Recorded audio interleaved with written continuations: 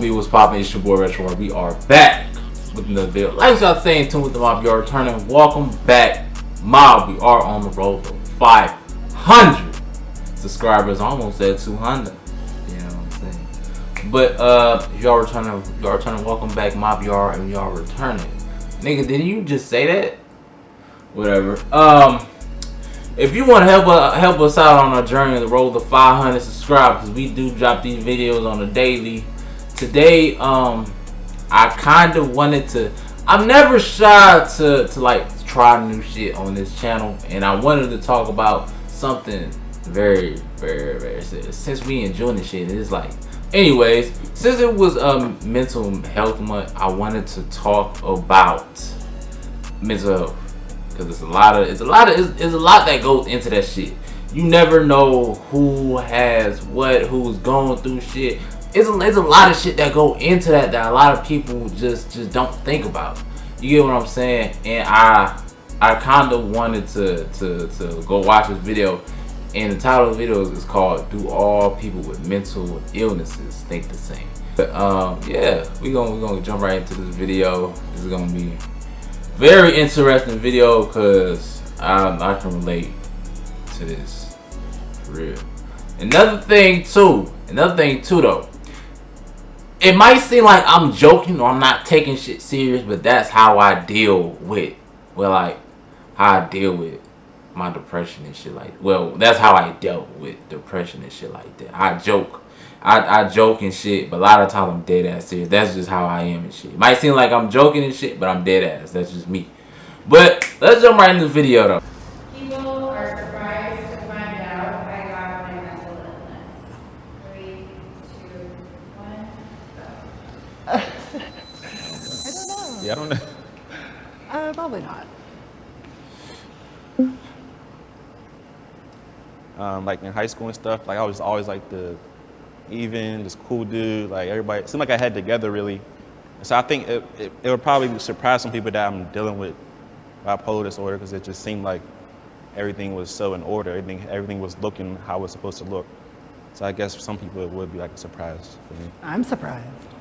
I think I just try to carry myself the exact opposite of what people would think, just so I can make an effort to hide it a lot better. You think of depression and you think of just some gloomy person in the corner, and I tried my best not to be that person, to not let anybody know, because I was extremely insecure about it. I didn't want anybody to know that I was struggling with something that I couldn't really put into words. I'm so open about it that like... To add on that, that's why I said in the beginning of the video, depression is like, that shit.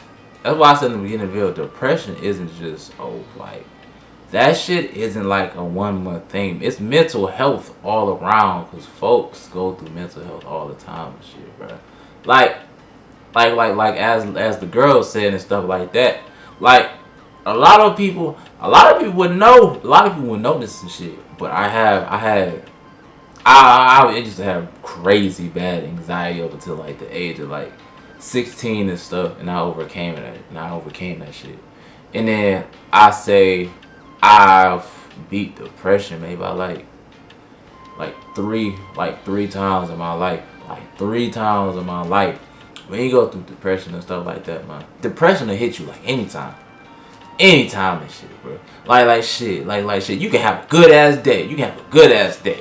Fire day, phenomenal. Like bro, your boss can give you a raise, or your favorite show about to come out. Guess what? Boom! Hey, ain't your rent late? Didn't you want to go to the gym? When the fuck you gonna get up? You still looking big as hell. You still looking skinny as hell. What you happy for?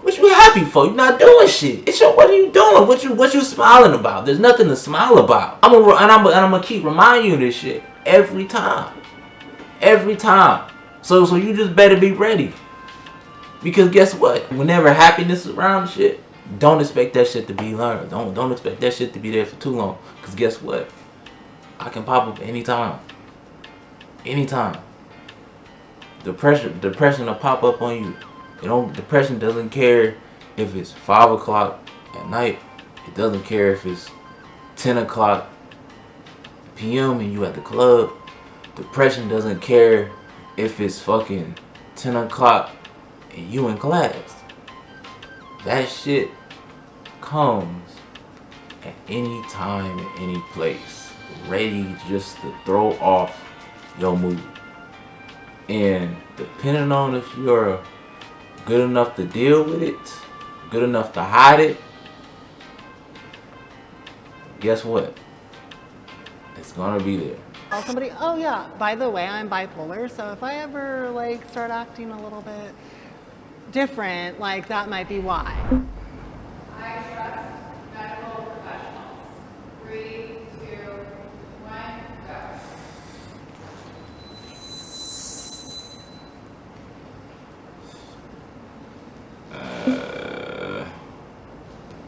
I was first diagnosed with schizophrenia, and that was after seeing a psychiatrist for 5 minutes. She sat with me, looked at me, she's like, okay, you have schizophrenia, just because I told her I had hallucinations.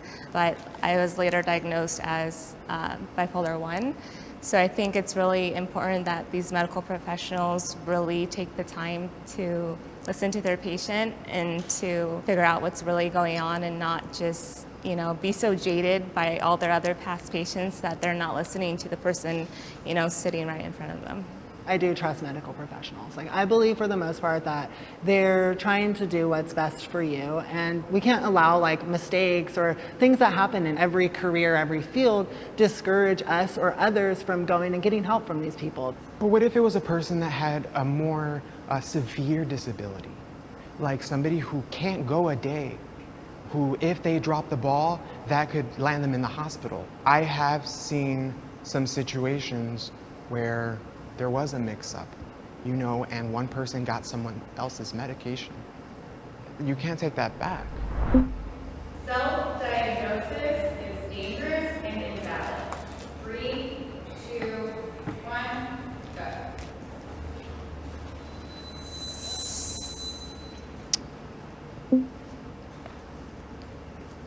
Before I was diagnosed with bipolar, I thought I was absolutely everything because I was bipolar and I'd be going through all these different manic episodes.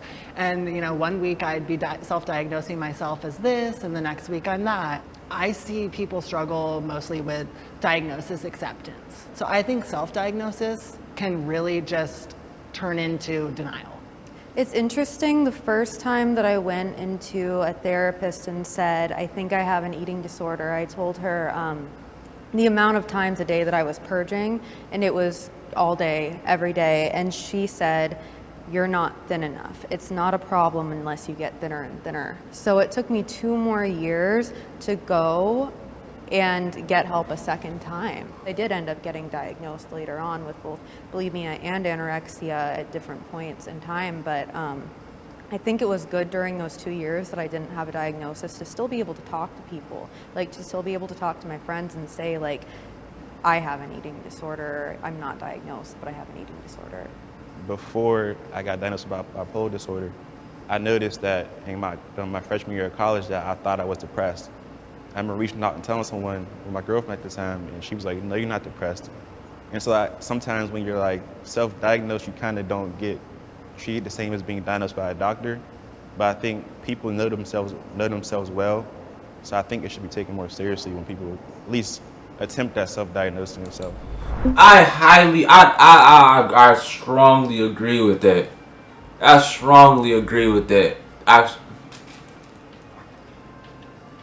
Motherfuckers always doing when I'm just recording this shit. Cut that shit down. I strongly agree with what he said though, because like you can tell somebody how you feeling and stuff, but like, oh, I'm depressed and stuff. I feel like I'm going through depression. My life sucks. I don't want to go out. I don't want to go out. I don't want to eat. I don't want to go out and eat. I just feel so down. I don't want to lay in the bed. I don't want to lay in the bed. Like, and you tell somebody that shit, they be like, shut the fuck up. Shut up. They're like, shut up. Shut up. No, you're not. You're not depressed. What do you have to be sad about? What do you have to be sad about? You're alive. You're living. You woke up this morning. I hate it. Oh my, I hate that saying, bro. Yo, what's there to be sad about? You woke up this morning. Yeah, I woke up this morning, but that doesn't change the fact on how I feel. Therapy and medication works for me. 3, 2, Oh. 1, go.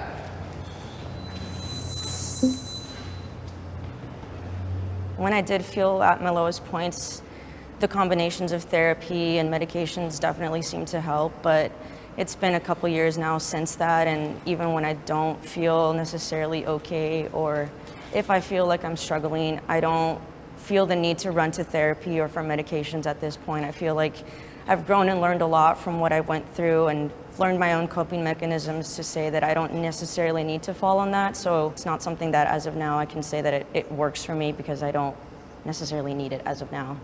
I'm torn with the whole therapy thing, medication, I'm all for. I've been on medication since I was 16, and it's actually really helped me get through my different moods and keeping me stable. But as for therapy, sometimes I feel like when I go, I'm just like re-triggering, the trauma inside me, so I don't really like to talk about it. But I agree with you guys, it does work for a lot of people. Not so much for me, but I would recommend therapy, definitely. Well, and for me, going to therapy definitely saved my life.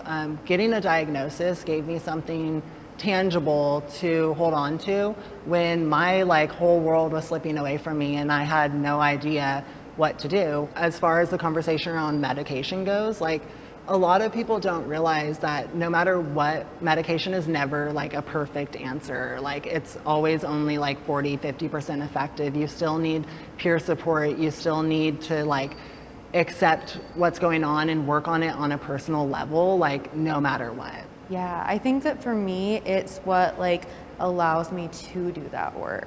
In That terms of makes anxiety sense. medication, Yeah. my anxiety medication lets me leave the house to go get therapy, Uh-huh. and it slows my brain down enough that I'm able to think about it and then do the work. Yeah, That makes a lot of sense. I wish I didn't have my illness. Oh. 3, 2, 1, go.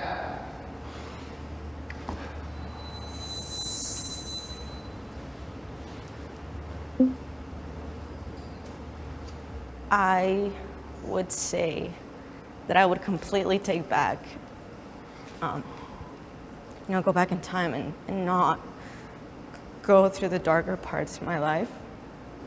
But it's helped me grow a lot as a person. I wouldn't change the person that I've become, how stronger I've been from it, how much more confidence I've had in myself. Had I not gone through that, I wouldn't take that back. It truly is so hard because in one way, it has made me who I am today. It has made me so much more empathetic. It literally, I'm a mental health writer and it started my career. I wouldn't have the career that I have. I wouldn't have the connections that I have. But then thinking of how I have osteoporosis, I have bone problems, I have teeth problems because of my eating disorder. And so it's I wouldn't take away my past, but if I could snap my fingers and not have to deal with it for the rest of my life, that would be excellent. I'm very much so thankful that I went through the things that I went through because I've seen how it's affected my close friends, my family. It gives me the responsibility to be a voice for the voiceless, especially people in my community who go through these things, who don't know what's going on, have no experience with it at all. And for someone like me to just step out on a limb and just talk about it, I think I was chose to have that role. My parents.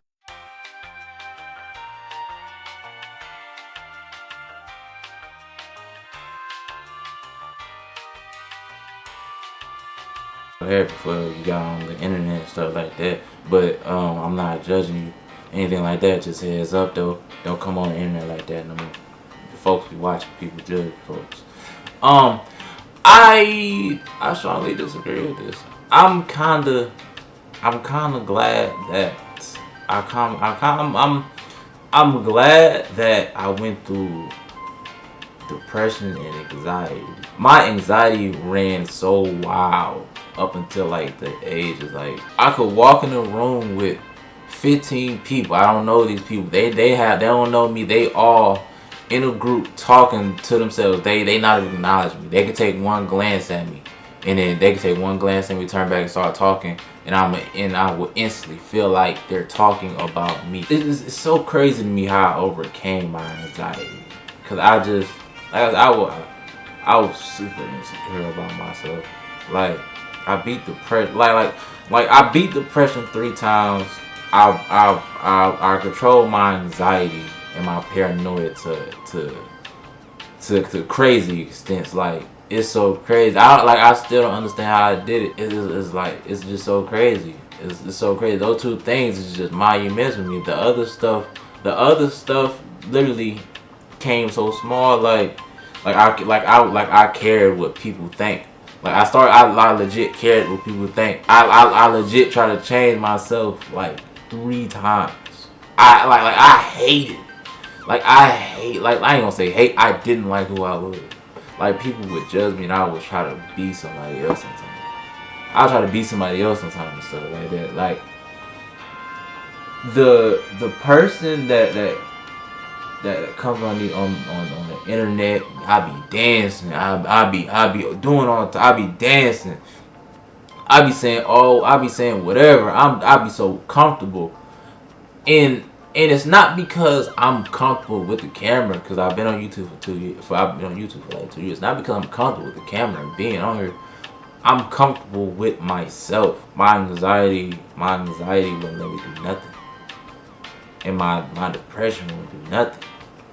Like I wouldn't be the person who I am. That's why when I tell people, don't ever feel sorry about the shit I went through. Because the things I went through, it builds character. Trauma builds character. Now, regardless if it's good character or bad characters, 9 times out of 10, if it's a good character, if it's building you to be a good character, good person, you're gonna learn from that and you're gonna grow. Parents were like convinced that I was just defective, and so now that I'm convincing my parents that I wasn't just making this up, they're able to see that I'm working towards something, but they still have to go deal with me. They still have to ask me, how are you doing? They still have to see me at the hospital. And being in your 20s is not easy to question if your life is, worth it, because you aren't just making a lasting effect on yourself. It really affects everybody. And I think that if I didn't have my disorder, I wouldn't be who I am. And I'm okay with that, because life is more than just me. I do believe that we should be positive about our mental illnesses so we can bring other people up who aren't even ready to accept that they're going through something right now. If they see us feeling like so negative and like we wish we could just rip all this away, which I totally understand, like how everybody feels. I'm not trying to say that it's so much easier or anything. All I'm trying to say is that it's part of your life, not your entire life. Like my life is so much more my beautiful husband, like my wonderful family, my cute chihuahuas. Like that's my life. Like my life isn't that I'm bipolar, that I have an eating disorder, or that I experience sexual trauma. This is such a hard one for all of us. I don't want to be in this line. I want to be in the middle, because having this illness, like with you, it makes me who I am today. It's made me stronger. It's made me appreciate what I have. It's made me appreciate being happy. Because if you're living with a mental illness, some of us wake up every day just wishing to God that they could put a smile on their face and it actually means something. It's so hard, and I think life would be easier without taking all those pills, without not knowing if I could even have a child because I can't bear a baby with taking all these pills. It sucks. But at the same time, there's so many people out there who live with these illnesses, and I think it's up to us to help them and to, be their strength and to educate people, because who else is going to do it if not us?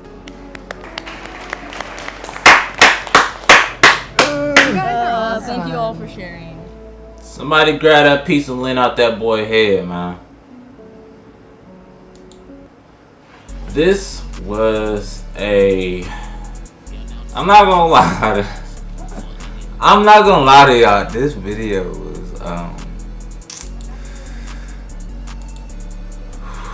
this video kind of hit to my heart. I'm not gonna lie. I kind of got the waterworks song started running a little bit, but yeah, like I never feel like I never regret for the things I went through. Never regret the depression, the anxiety of me going through that shit, because if I didn't go through that stuff, I wouldn't be comfortable with myself. I wouldn't overcame my anxieties. I wouldn't overcame my paranoia.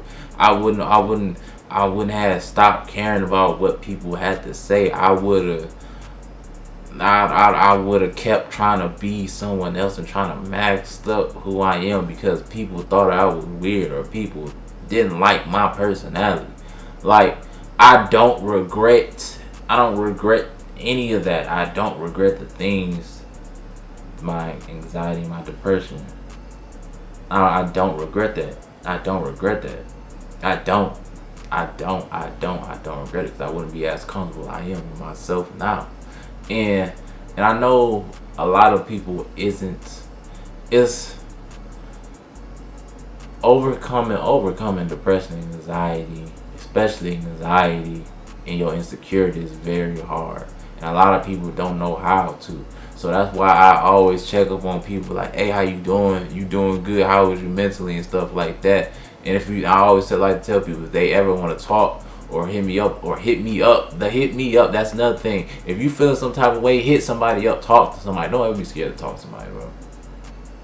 Do not be scared to talk to nobody. But I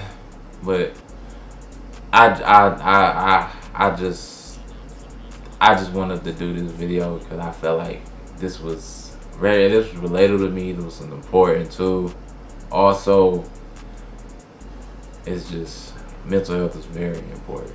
Very important. If anybody ever have any questions on how to overcome it, if they ever want to talk about how they mental stuff, they're going through the depression or anything like that, I don't mind talking. I'm always willing to talk.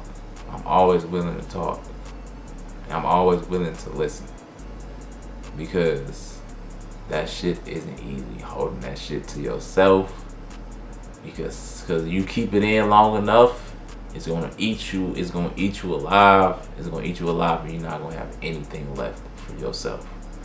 But MLB, this is the end of this video. Like, y'all, to stay in tune with the mob. It's your word. I'm gonna holler at y'all later, man.